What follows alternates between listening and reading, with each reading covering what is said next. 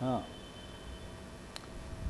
Hello students, आज हम लोग देखेंगे पेमेंट ऑफ ग्रेच्युटी एक्ट, उपादान भुगतान अधिनियम। तो इसमें सबसे पहले जब बीपीएससी का क्वेश्चन देखिएगा तो उसमें पूछता है कि उपादान से आप क्या समझते हैं, उपादान किसे कहते हैं, इस तरह का उपादान क्या है। इस तरह का क्वेश्चन कभी कभी टेल में दे देता है शुरू में ही, अब तब लिखता है कि इस कानून के मुख्य प्रावधान की विवेचना करें। तो यहाँ जो है इस कानून में यानी कि उपादान भुगतान अधिनियम पेमेंट ऑफ ग्रेच्युटी एक्ट में उपादान का कोई डिफिनीशन नहीं है, कोई परिभाषा नहीं है। ये कोर्ट डिसीजंस जो हुए थे, बहुत बार केस हुए हैं इस पर, जब कानून नहीं था उसके पहले भी केस हुए हैं, कानून आने के बाद भी केस हुए हैं। तो कोर्ट का इंटरप्रिटेशन है, उसका विवेचना है कि उपादान किसको कहते हैं। तो बेसिकली कहा गया कि इट इज़ ए रिटायरल बेनिफिट, यह सेवानिवृत्ति लाभ है। कुछ कोर्ट दूसरी तरह से कहा, तो इसको हम लोग किताब से दो डेफिनेशन कम से कम लिख लेंगे, याद कर लेंगे, तो हमारा काम चल जाएगा। अब है कि ये ग्रेच्युटी शब्द की उत्पत्ति जो हुई है वो इटालियन वर्ड है ग्रेटिस।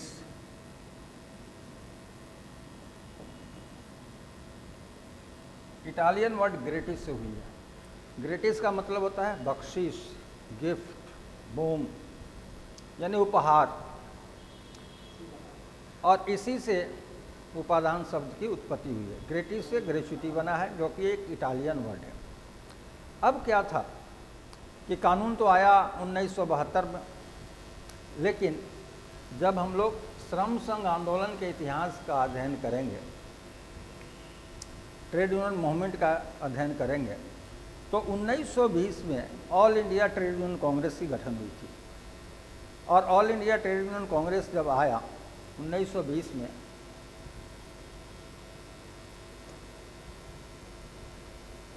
तो ये क्या था, ये इट वाज या it is at present time भी है union of unions, union of unions है, जिसको हम लोग फेडरेशन कहते हैं, संघों का संघ।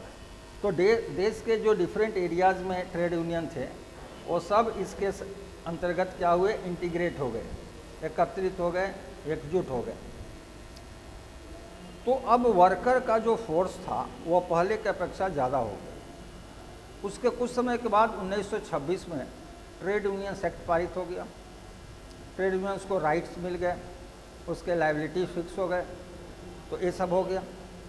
और 1928 के बाद ट्रेड यूनियन बहुत ज़्यादा एग्रेसिव हो गए इंडस्ट्रियल फील्ड में, और ये एग्रेसिवनेस उनका देखेंगे 1928 में लाला लाजपत राय की मृत्यु के बाद। तो लाला लाजपत राय जो है वो all India trade union Congress के फर्स्ट प्रेसिडेंट थे, ये लेबर लीडर थे, और लेबर को इंटरनेशनल प्लेटफॉर्म पर, इंडियन लेबर को इंटरनेशनल प्लेटफॉर्म पर पहली दफ़ा इन्होंने रिप्रेजेंट किया था।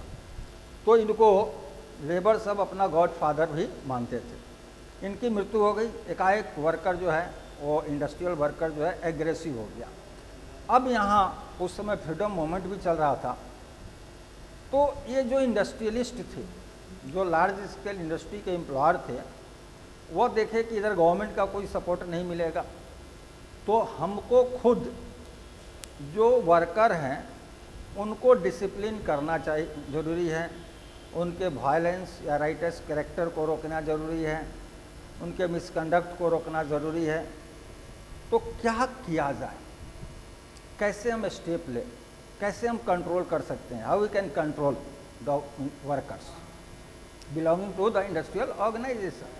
अब यही समस्या आ गई, तो इन्होंने क्या किया, जो इंडस्ट्रियलिस्ट थे वह ग्रेच्युटी को इंट्रोड्यूस किया, ग्रेच्युटी को इंट्रोड्यूस किया।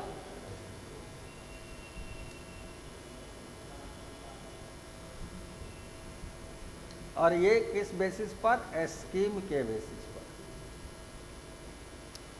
योजना के आधार पर। और कहे कि ये वर्कर जो है वह इंडस्ट्री में 14, 15, 16, 18 इस तरह के एज में आते हैं और after completion of 58 years 60 years ये सेवा से वापस होते हैं। और यह ऐसा दिन होता है जिस दिन रिटायर करते हैं, वह ऐसा दिन है इसके बाद वो कभी इंडस्ट्री में विजिट नहीं करेंगे। तो ये इतने लंबे समय तक अपने मेरिटोरियस या डेडिकेटेड सर्विस जो है वह संस्था को दिए हैं। इसी के सहानुभूति के रूप में हम उनको कुछ गिफ्ट देकर विदाई करेंगे और इसी सहानुभूति के बेसिस पर इंडस्ट्रियलिस्ट जो है वह ग्रेच्युटी को इंट्रोड्यूस किए कि ये जो है वो उनके मेरिटोरियस या डेडिकेटेड सर्विस का रिकॉग्निशन है, उसको हम मान्यता दे रहे हैं और इस आधार पर हम ये लागू कर रहे हैं। लेकिन ये पेमेंट को, इसके अंतर्गत जो पेमेंट था उसको बड़ा चालाकी से वो क्या किए कि इसको लिंक कर दिए, इसको जोड़ दिए कि यह लाभ उन्हीं को मिलेगा जो मेजर मिसकंडक्ट नहीं करें, जो बहुत बड़ी गलती नहीं करें, जो डेडिकेटेड सर्विस दें, जो राइटर्स या वायलेंट बिहेवियर नहीं करें, जो मोरल चटपी-छूट जिन पर चार्जेस नहीं हों, या उन्हीं को ये लाभ देंगे, दूसरे को ये नहीं मिलेगा। इसका मतलब ये था इस लाभ के लालच में, इसके अंतर्गत पेमेंट के लालच में जो वर्कर हैं वो डिसिप्लिन्ड हो जाएं, वर्कर वायलेंस नहीं करें, वर्कर कोई प्रॉब्लम क्रिएट नहीं करें, इंडस्ट्री में शांत होकर के काम करें ताकि जब वो रिटायर करेंगे तब ये लाभ मिलेगा। ये देश में जो लार्ज स्केल इंडस्ट्री के अपर लार्ज स्केल इंडस्ट्री थे उन्होंने लागू किया, यानी जो बड़े बड़े इंडस्ट्रियलिस्ट थे उन्होंने वर्कर को कंट्रोल करने के लिए यह योजना को इंट्रोड्यूस कर दिया। लेकिन रिजल्ट क्या हुआ, कुछ समय बाद अन्य जो ऑर्गेनाइजेशंस थे जहां ये इस तरह की स्कीम लागू नहीं थी, ग्रेच्युटी स्कीम लागू नहीं था, वहाँ वर्कर्स के डिमांड हो गए कि उस संस्था में इस तरह का योजना लागू है, आप भी लागू कीजिए। मैटर पहुँच गया कोर्ट में, कोर्ट में हेयरिंग चला, बहस चली। अब कोर्ट में दलील कैसे आता है इसको हम लोग थोड़ा देखेंगे तो और पता चलेगा कि क्या हुआ होगा। ये जैसे इस ऑर्गेनाइजेशन के द्वारा में डिस्प्यूट हुआ, इस ऑर्गेनाइजेशन में विवाद हुआ, ग्रेच्युटी लेने के लिए वर्कर ने विवाद किया और इस ऑर्गेनाइजेशन में ग्रेच्युटी स्कीम लागू है, इम्प्लीमेंटेड है, लागू है और यहाँ विवाद हो रही है। जब कोर्ट में हेयरिंग हुआ तो पूछा गया कि वर्कर से कि क्या प्रॉब्लम है। वर्कर का कहना था कि इस ऑर्गेनाइजेशन में मिलता है ग्रेच्युटी, वर्कर जब सेवा सटते हैं और यहाँ हमारे यहाँ नहीं मिल रहा है, उसको लागू किया जाना चाहिए। अब एम्प्लॉयर का पक्ष आया कि क्या प्रॉब्लम है, वो ऑर्गेनाइजेशन दे रहा है तो आप भी दीजिए। तो एम्प्लॉयर का कहना था कि वह बड़े ऑर्गेनाइजेशन है इसलिए वो कंफर्टेबल हैं कि पे कर दें, हम छोटा ऑर्गेनाइजेशन है इसलिए हमारे साथ प्रॉब्लम है, हमारे फाइनेंशियल क्राइसिस है, हम नहीं पे कर सकते। ये एम्प्लॉयर साइड का दलील आया।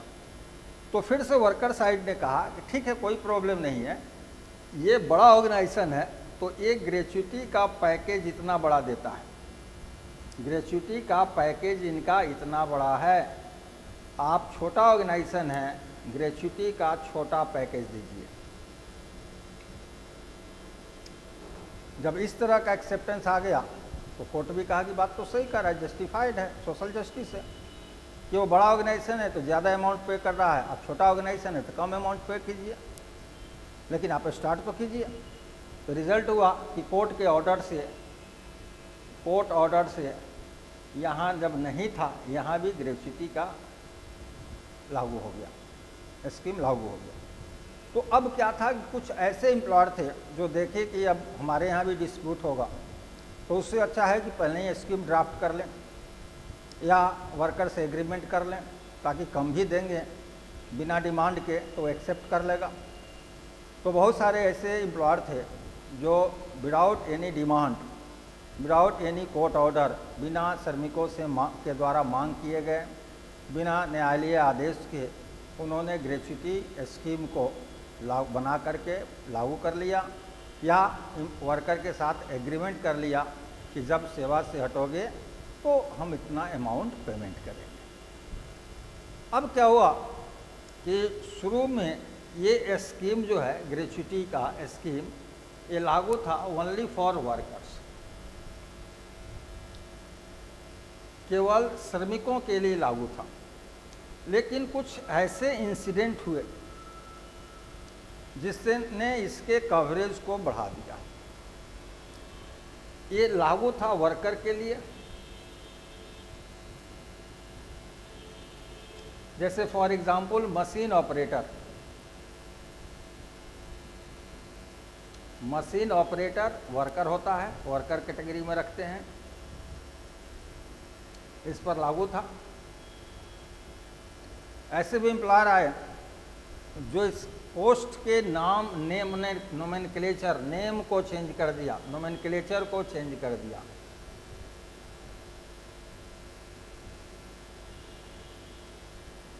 नोमेनक्लेचर को चेंज कर दिया और कर दिया मशीन ऑपरेटिंग इंजीनियर।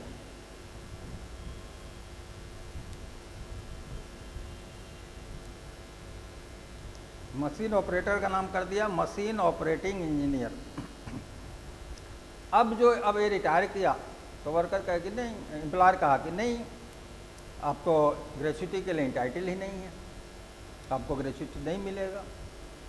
तो मूव किया कोर्ट में, क्यों नहीं मिलेगा, तो ये एडमिनिस्ट्रेटिव जॉब में आ गए, ये वर्कर कैटेगरी में रहे नहीं, ये तो मशीन ऑपरेटिंग इंजीनियर हैं। जब हेयरिंग हुआ तो देखा गया कि मशीन ऑपरेटर का नाम ही चेंज करके मशीन ऑपरेटिंग इंजीनियर किया है। तो कोर्ट जब जजमेंट दिया तो लिख दिया कि machine operating engineers are also entitled to get the amount of gratuity, यानी मशीन ऑपरेटिंग इंजीनियर भी उपादान लाभ प्राप्त करने के लिए हकदार होंगे। तो कोर्ट के आदेश पर मिल गया। अब जब इसको मिल गया तो फिर से एक प्रॉब्लम आया कि दूसरा जो है जूनियर इंजीनियर है, इलेक्ट्रिकल इंजीनियर हैं, तो जूनियर इंजीनियर इलेक्ट्रिकल हैं, इनके द्वारा डिमांड किया गया कि जब ये मशीन ऑपरेटिंग इंजीनियर इतना बड़ा लंबा लगता है तो हम तो जूनियर इंजीनियर हैं, हमको भी मिलना चाहिए। कोर्ट ने आदेश दे दिया कि ठीक है, इनको